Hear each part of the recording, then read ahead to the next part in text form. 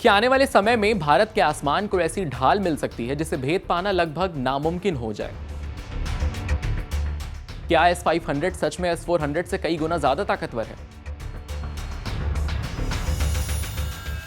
और सबसे बड़ा सवाल, क्या यह भारत में बन सकता है?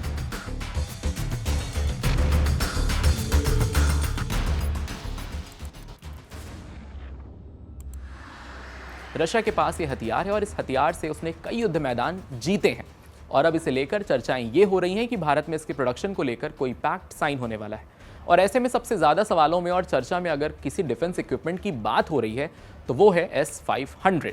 सबसे पहले समझते हैं कि S-500 आखिर है क्या।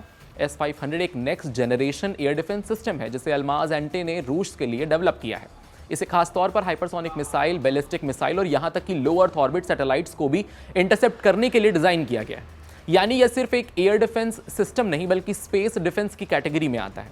अब बात करते हैं इसकी ताकत की। जहां S-400 की रेंज करीब 400 किलोमीटर तक मानी जाती है, वहां S-500 की इंटरसेप्शन रेंज लगभग 600 किलोमीटर तक बताई जाती है।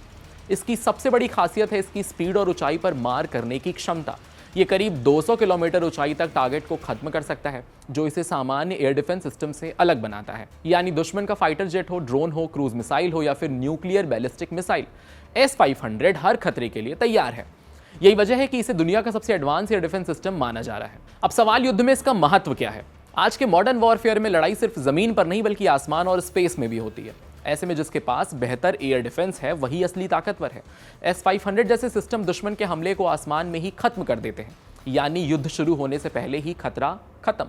अब सवाल आपसे है कि अगर भारत को S-500 मिल जाता है तो क्या कोई दुश्मन भारत की ओर आंख उठाकर देख पाएगा और IAF इसे खरीदने वाला है? तो इसका जवाब है नहीं। मैं खुद दे रहा हूं।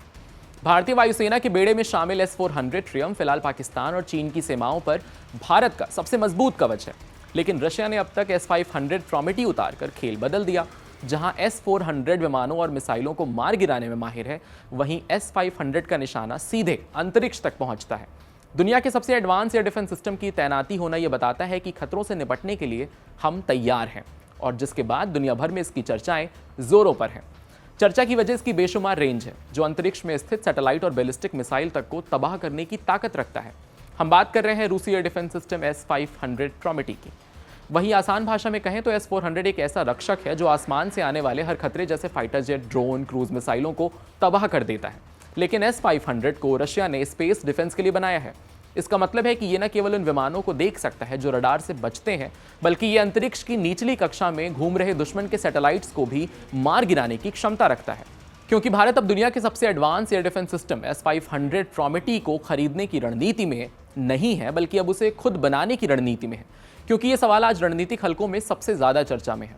रिपोर्ट्स के मुताबिक रूस की कंपनी अल्माज एंटे भारत के साथ ज्वाइंट प्रोडक्शन पर काम करने की इच्छुक है, जिसमें भारत इलेक्ट्रॉनिक्स लिमिटेड यानी BEL और भारत डायनामिक्स लिमिटेड यानी BDL अहम भूमिका निभा सकते हैं। प्लानिंग के मुताबिक नासिक या हैदराबाद में मैन्युफैक्चरिंग यूनिट लग सकती है और एम रखा गया है कि 2028 तक इसकी पहली यूनिट तैयार हो जाए।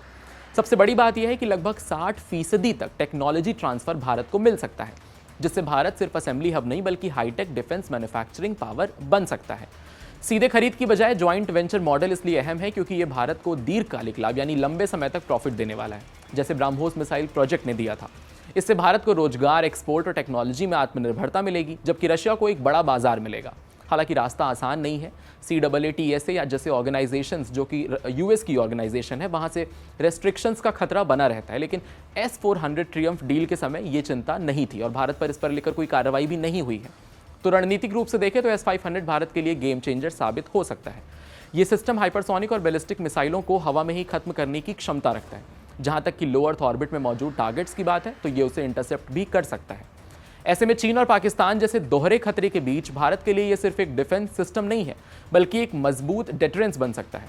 अगर ये ज्वाइंट प्रोडक्शन हकीकत बनता है तो भारत की सैन्य ताकत और टेक्नोलॉजी दोनों ही एक नए स्तर पर पहुंचने वाली हैं, पहुंच जाएंगी। और तब सवाल यही होगा कि दुश्मन भारत के आसमान की ओर देखने की हिम्मत भी नहीं कर पाएगा। भारत ने रशिया के साथ $5 बिलियन से ज्यादा की डील करके S-400 खरीदा है, जिसकी डिलीवरी अभी चल रही है। अब सवाल ये उठता है कि क्या भारत को S-500 की भी ज़रूरत है? तो बहुत सारे रक्षा विशेषज्ञों का मानना है कि भारत की नज़र हमेशा से आधुनिक तकनीक पर रहती है, और अगर चीन अपनी अंतरिक्ष मारक क्षमता बढ़ाता है तो भारत के लिए S-500 एक मजबूत विकल्प बन सकता है। ऐसे में इन दोनों सिस्टम्स की बारीकियों को समझते हैं एक एक करके।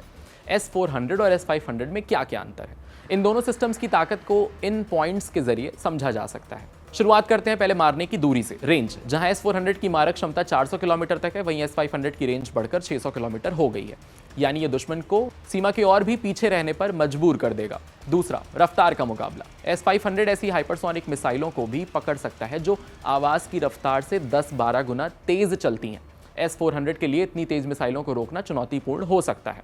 ऊंचाई का रिकॉर्ड। S400 करीब 30 किलोमीटर की ऊंचाई तक हमला कर सकता है, जबकि S500 200 किलोमीटर की ऊंचाई तक जा सकता है, जहां सैटेलाइट्स और बैलिस्टिक मिसाइलें होती हैं।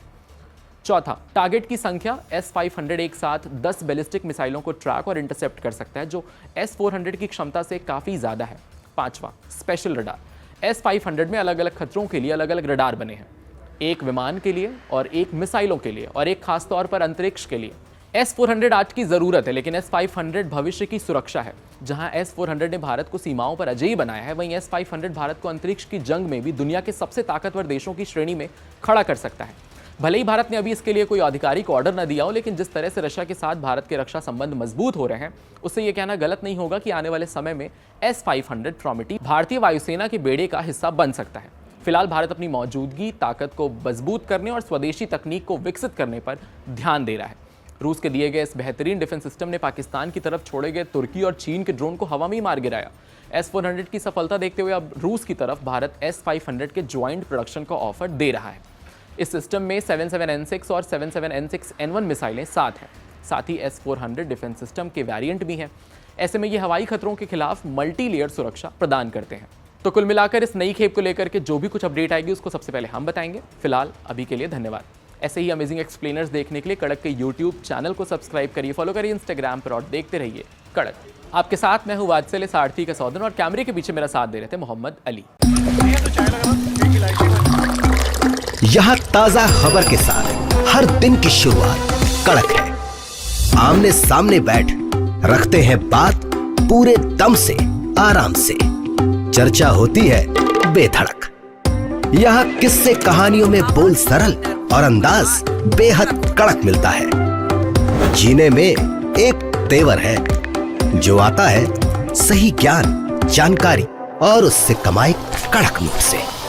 इधर मौके पर चौका नहीं, छक्का लगा जलवा दिखाते हैं। कड़क क्रिकेट से अपने रोमांच को जो बढ़ाते हैं। यहाँ की हर बात का मिजाज एक है, मिजाज कड़क। आपका अपना YouTube चैनल कड़क, लाइव बेधड़क।